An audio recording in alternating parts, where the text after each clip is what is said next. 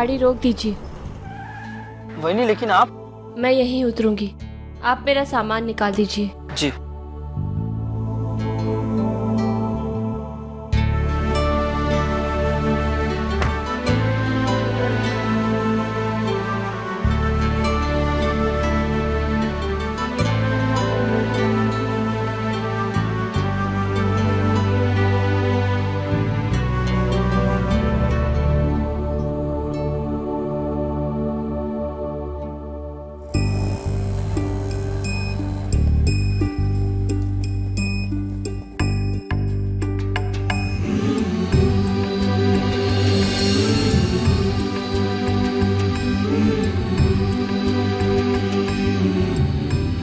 तुम यहाँ क्यों रुकी हो?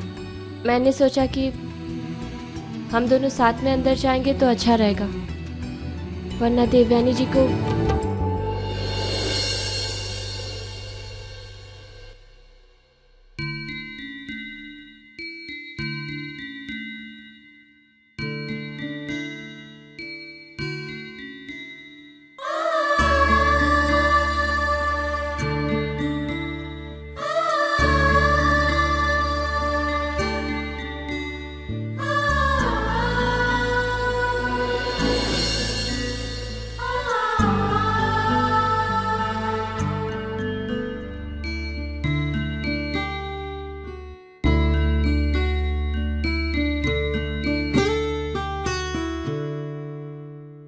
नंदिनी, आपकी बड़ी बहू पहली बार मायके होकर आई है, इनका स्वागत नहीं करेंगी आप?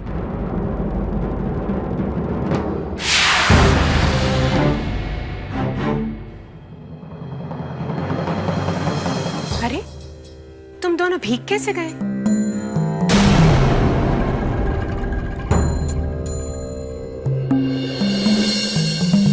वो दरअसल आते वक्त गाड़ी खराब हो गई थी, इसीलिए हमें नीचे उतरना पड़ा और उसी वक्त बारिश आ गई।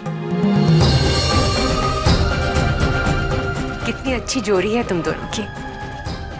जब भी देखती हूँ नजर उतारने का दिल करता है। अरे कृष्णा, अरे अपनी बड़ी बहू का सामान उनके कमरे में ले जाओ।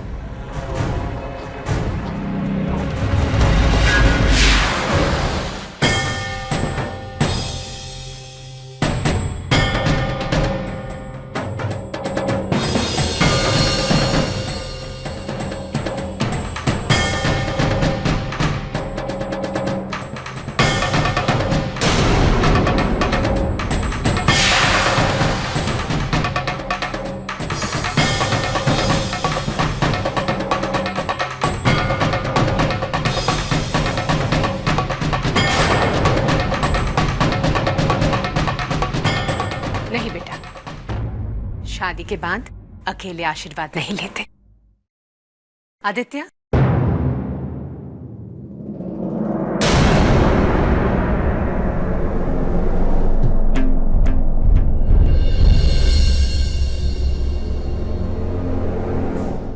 हमेशा खुश रहो, अष्टपुत्र सौभाग्यवती रहो।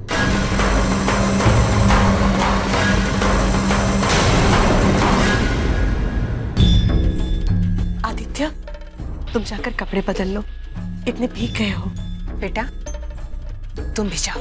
हाँ, पर उससे पहले मैं पूजा घर में जाऊंगी, आई महालक्ष्मी के दर्शन करूंगी। इतने दिनों बाद घर लौटी हूँ, उनके आशीर्वाद के बिना मैं कोई भी कदम आगे बढ़ा ही नहीं सकती। कितनी संस्कारी है आपकी बहू।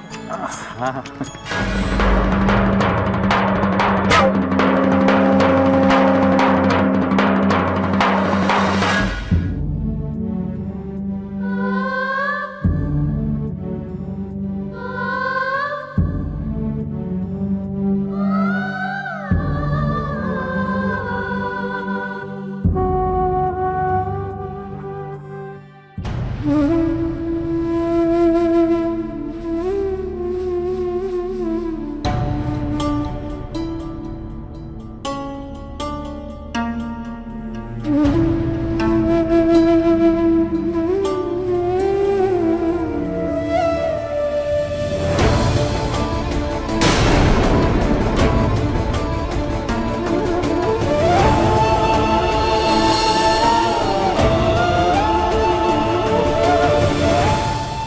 चांदनी,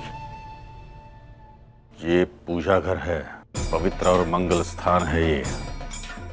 एक नाचने वाले के लिए यहाँ कोई जगह नहीं है। कह देना इसे यहाँ से चली जाए और उसी कमरे में पड़ी रहे जहाँ उसे रहने के लिए कहा गया है।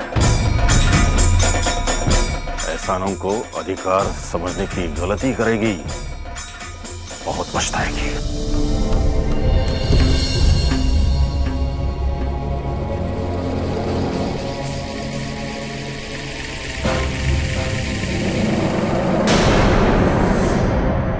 स्वरा, तुम्हारी हिम्मत कैसे हुई इस रसोई में कदम रखने की? ये रसोई घर मेरा है और हाँ, यहाँ मुझ जैसी खानदानी औरतें ही शोभा देती, तुम्हारी तरह नाचने वाली औरतें नहीं। स्वरा, माना कि इस घर में तुम्हें वापस बुलाया है, इसका मतलब ये नहीं कि हर चीज पे तुम अपना हक जताना शुरू कर दो। ये मत भूलो स्वरा कि तुम वही स्वरा जिसे हम लोगों ने ही धक्के मार कर इस घर से बाहर निकाला था। इसीलिए हम में से किसी से भी रहम की उम्मीद भी मत करना। वहिनी, वैसे भी मैं आपसे किसी भी तरह की कोई उम्मीद नहीं रख सकती, क्योंकि आपसे उम्मीद रखने का और आप पर भरोसा करने का नतीजा तो मैं बहुत अच्छी तरह भुगत चुकी हूँ। वहिनी, ये तो आप भी जानती हैं कि मैंने आज तक कोई झूठ बोला ही नहीं। जिस दिन मुझे ये बात पता चली कि इस घर के लोगों को मेरे सच्चाई के बारे में नहीं पता, उन्हें गलतफहमी हुई है, उसी दिन मैंने सबको सच बताना चाहा।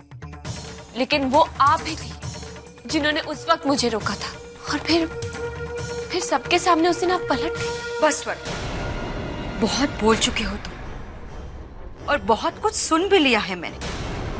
क्या तुम्हें पता भी है स्वरा कि तुमने क्या किया है मेरे साथ? मैंने क्या किया बहनी? यही तो परेशानी है कि तुम कुछ समझना ही नहीं चाहती। स्वरा, जिस दिन से तुम इस घर में आई हो उस दिन से रागिनी का अस्तित्व खत्म हो चुका। तुमने मुझसे मेरा स्थान छीना है स्वरा। जब आई साहब ने तुम्हें तिजोरी की चाबियां दी, तब तुम कह सकती थी कि ये सिर्फ वहिनी साहब का अधिकार है, ये चाबियां उन्हें मिलनी चाहिए।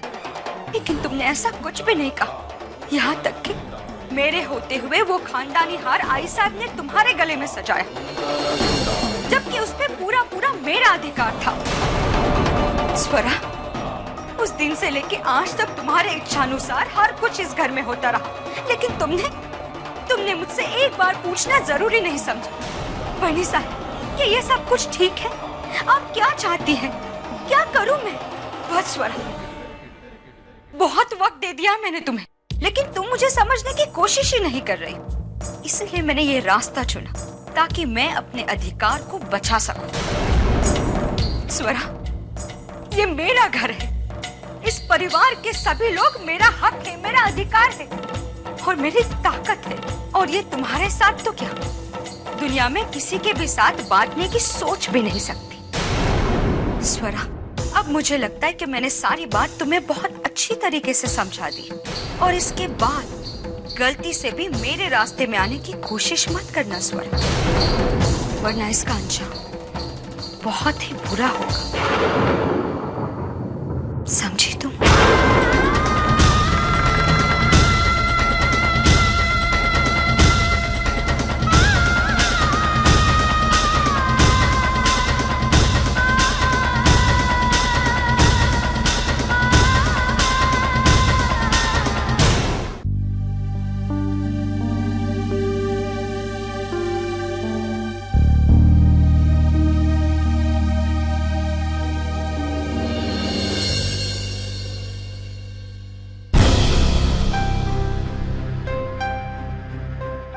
वो मैंने देखा नहीं था कि आप यहाँ। मैंने तुमसे कोई सफाई नहीं मांगी, क्योंकि मैं जानता हूं सफाई मांगने पर भी तुम सच नहीं बताओगी। आदित्य, मुझे आपसे एक बहुत जरूरी बात करनी है। मैं ज्यादा वक्त नहीं लूंगी आपका, सिर्फ 5 मिनट दे दीजिए, लेकिन ये बात कहना बहुत जरूरी है। मुझे तुमसे कोई बात नहीं करनी स्वरा, और सुनकर फायदा भी क्या है, क्योंकि मुझे तुम्हारी किसी भी बात पर विश्वास ही नहीं रहा।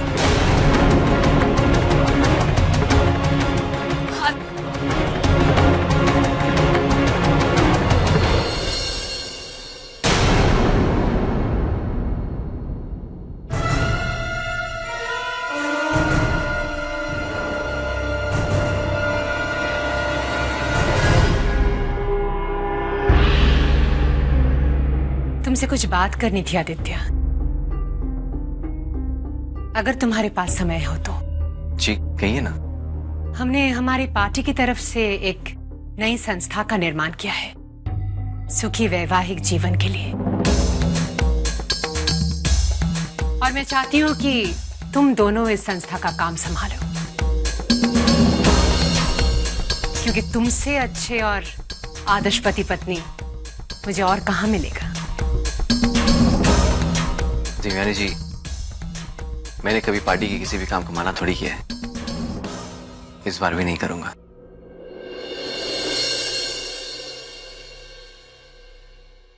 आदित्य मेरी बात तो सुनिए। चारा, मैंने तुमसे कहा ना, मुझे तुम्हारी कोई भी बात नहीं सुननी। तुम क्यों बेकार में कोशिश करती रहती हो?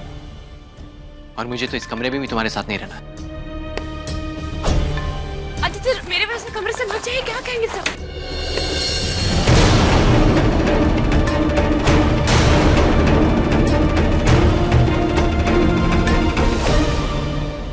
ये सब क्या हो रहा है आदित्य?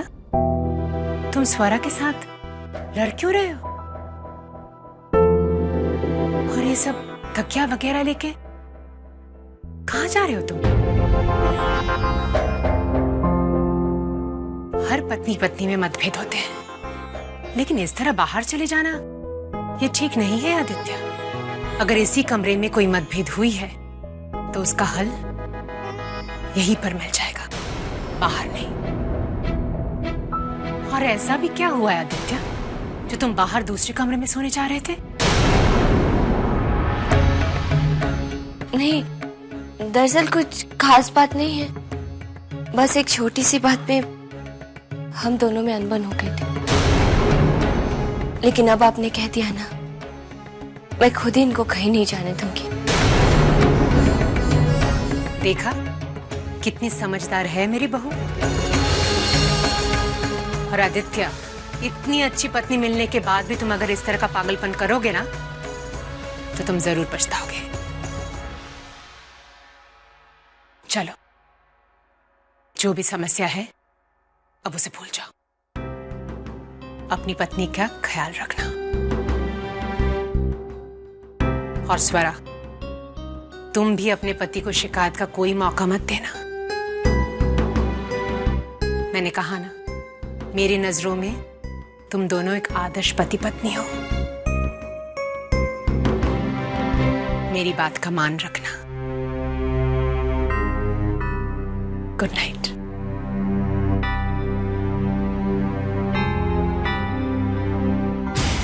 आज की पूरी रात आदित्य भाऊजी और स्वरा साथ साथ कमरे में रहेंगे। इसका मतलब स्वरा को मौका मिल जाएगा उसके बच्चे के बारे में बताने का। और अगर वो सब कुछ सुनकर आदित्य भाऊजी पिघल गए तो? नहीं रागिनी, नहीं, मैं ऐसा होने नहीं दूंगी। स्वरा, अगर तुम्हें लगता है कि हमारा रिश्ता फिर से जुड़ सकता है तो ये तुम्हारी गलतफहमी है, क्योंकि हमारे बीच में वो विश्वास ही नहीं रहा जिसकी बिना पर रिश्ते बनते और टिकते भी हैं।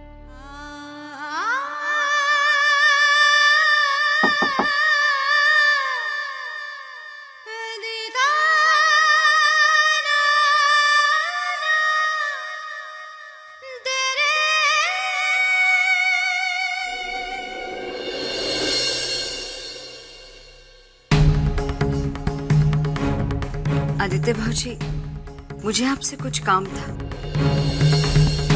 अन्ना साहब ने कुछ फाइल्स दी है और उन्होंने कहा है कि इसी वक्त आपको इन पर दस्तखत करने हैं। अगर आप फ्री हो तो।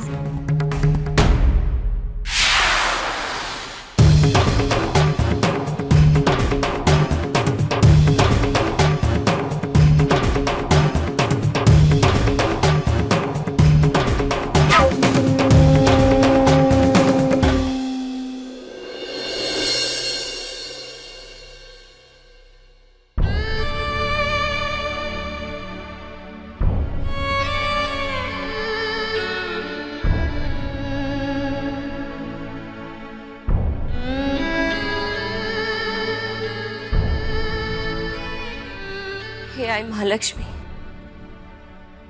मेरे लिए ये सब कुछ सहन करना बहुत मुश्किल हो रहा, लेकिन मैं अपने बच्चे के खातिर कुछ भी कर सकती हूँ। तो बस मुझे सहन शक्ति और हौसला देते रहना।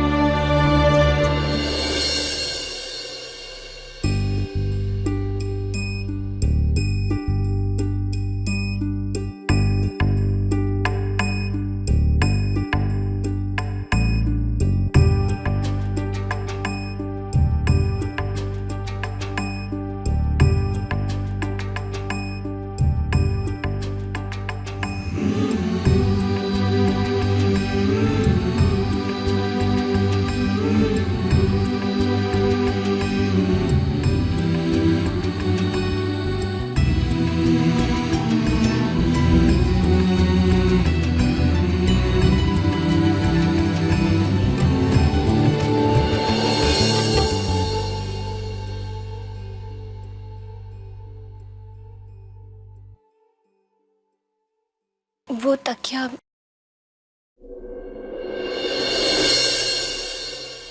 ये आपकी चाय। तुम क्यों ये सब कुछ कर रही हो सरा? मैंने तुमसे कहा ना कि तुम्हारा और मेरा रिश्ता नहीं बचा। मेरी जिंदगी के छोटे छोटे पल पर भी तुम्हारा कोई अधिकार नहीं रहा। फिर क्यों बार बार मेरी जिंदगी में आने की कोशिश कर रही हो? और अगर ये सिर्फ नाटक है तो ये यहाँ इस कमरे में करने की कोई जरूरत नहीं। तुम्हारा जो भी झूठा प्यार है वो देवयानी जी के सामने चता।